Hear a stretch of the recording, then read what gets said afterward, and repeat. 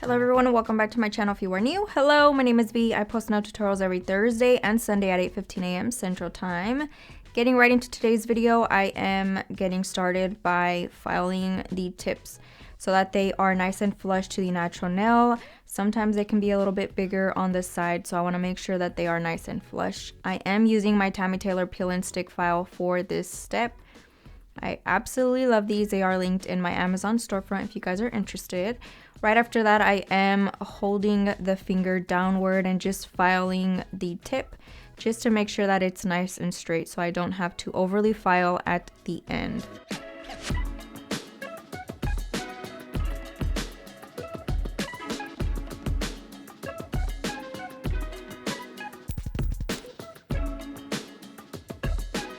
I'm taking my e-file. This one is from Kiara Sky. I have her at about 4,000 RPMs. Along with that, I'm using my Mandrel bit and a sanding band, also from Kiara Sky, and I'm just filing the tip to be nice and flush to the natural nail. Eliminating that little ridge right in that area kind of helps with the application, specifically if you're trying to get a really nice, smooth and even application. So I'm going ahead and starting with my acrylic application. For today's video, I am using Purple White from Not Polish. It is from their Glow collection. It is so pretty when it glows in the dark, and I will be showing you guys a little snip of that at the end, so make sure you guys stay tuned for that part. Along with that, I'm using the Monomer from Not Polish and their acrylic brush in the size 12, as you can see me using it here.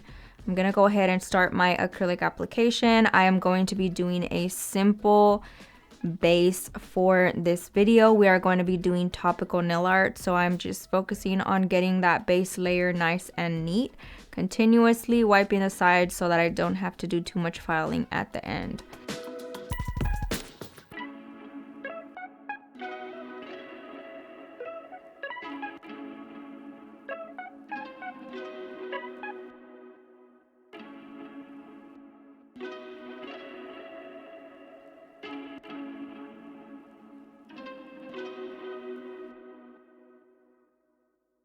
So I like to start off right in the middle by taking a medium-sized bead of acrylic and applying that right where the tip meets the natural nail.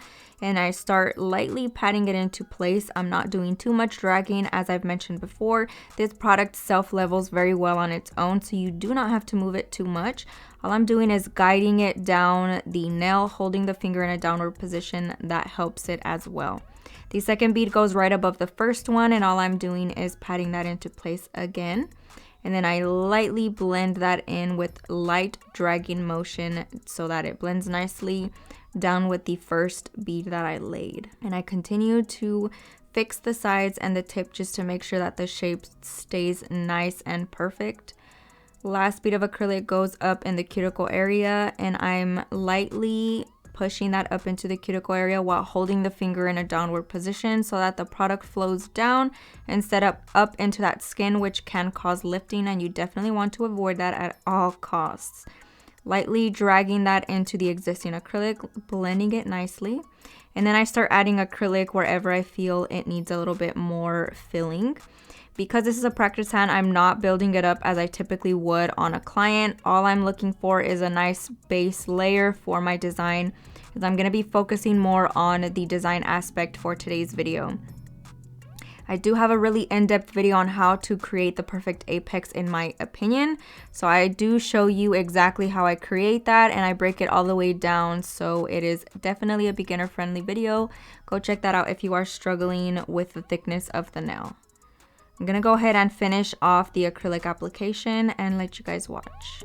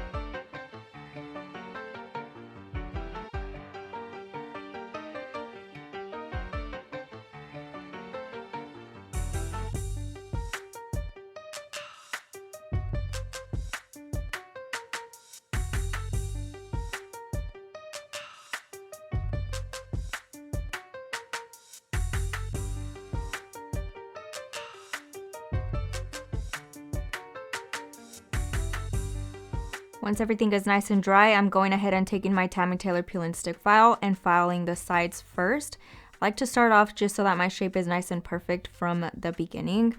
So I'm just taking my file, filing the sides, and then I go directly over top of the surface of the nail, trying to get any ridges or any lumps that I might have created while doing my acrylic application. I'm just making sure I am working very quickly with my hand file. I feel like I get everything done very fast. So if you are struggling with your e-file, do not be scared to use your hand file. Use whatever works. I feel that is the most important.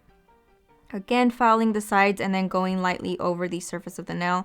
I'm not removing bulk product, just smoothing everything out, making sure that the transition from the cuticle area down to the tip is nice and smooth. Again, I'm gonna go ahead and let you guys watch the rest of this.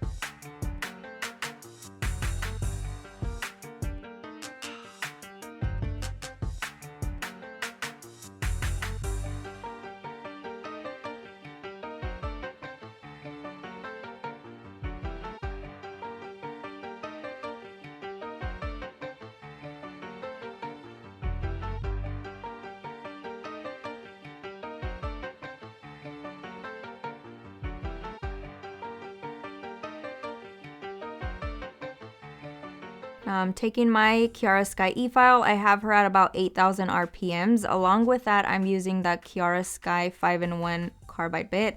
I absolutely love these bits. I talk about them all the time. This one is medium grit in the color silver, and they also have a ton of other fun colors for you guys to choose from.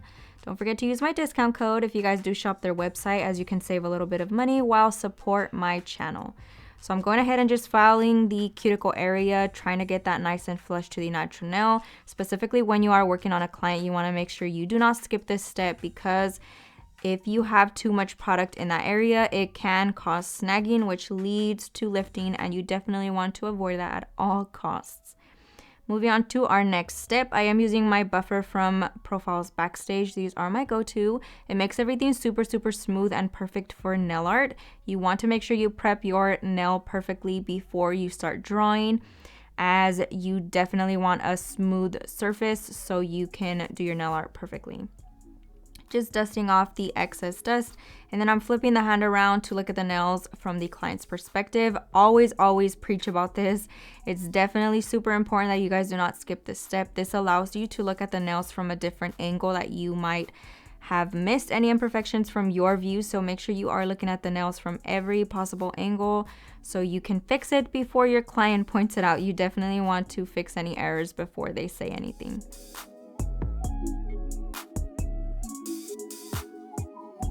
I'm taking a lint-free wipe and some swipe. Both are linked in my Amazon storefront. These are my go-to. I'm using that to clean the surface of the nail along with my practice hand.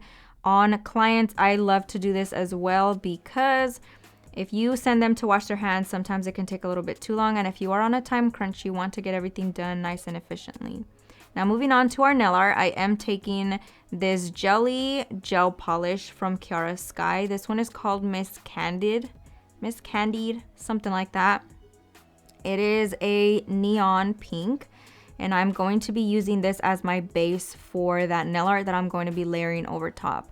I'm using my nail art brush from Amazon, and I am just taking that nail art brush and drawing on hearts and tiny little starburst looking designs. It's more or less in the shape of a T. And I'm just drawing that randomly across the nail. We are going for that 90s inspired backdrop design that is super trending right now.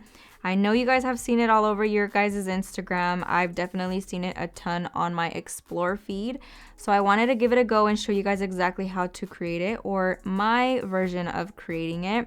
So it's definitely kind of an airbrushed look. So I'm starting off with this as my base to kind of give the actual design that glowing effect, or like that airbrushed kind of blended out design that you would typically see. Of course, it doesn't look exactly like it, but this is my interpretation of it. So I'm just using this really sheer pink for that.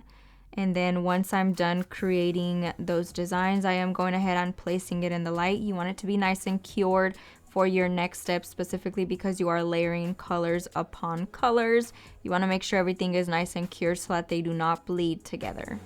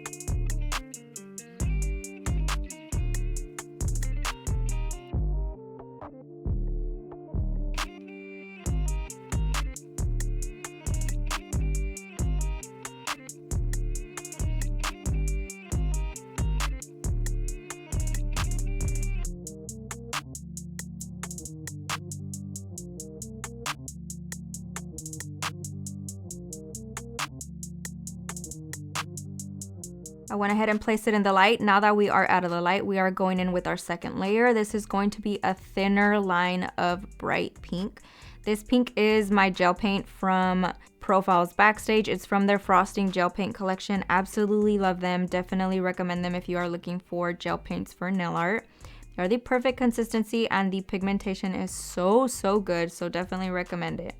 I'm basically going in the center of the design that I just created with my jelly gel polish, and I'm going right in the center and drawing the exact same design.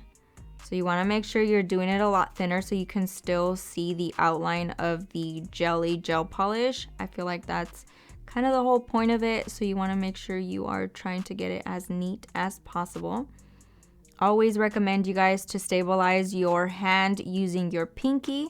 I feel like this helps me create really nice straight lines or any designs that I'm creating. And then I also guide myself by moving the finger wherever I need to move it. Do not feel like you need to hold the finger in the exact same position. I always turn the finger depending on what side I'm working on, and you can constantly see me doing that throughout the process. I'm gonna go ahead and repeat that on the rest of the nails, and I will get back on here on the next step.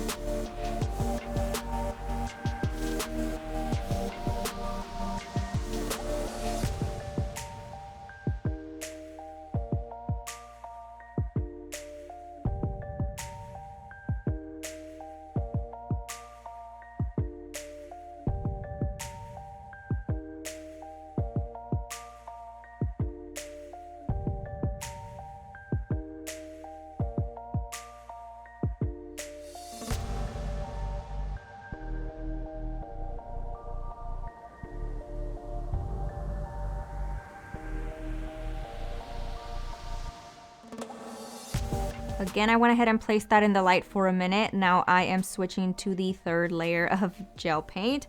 This one is the white gel paint from Profile's Backstage as well, from that same frosting collection. I'm just going ahead and adding a little bit of white in there to kind of give it that like bright effect, if you can consider it that. And I'm just drawing it randomly on different parts of the hearts and the little star designs throughout the nails. No specific order, I'm just kind of randomly placing it on there. Again, once you're done with this step, you want to make sure you cure it in the light before you go in with your top coat. And throughout this entire process, I'm still using that same nail art brush.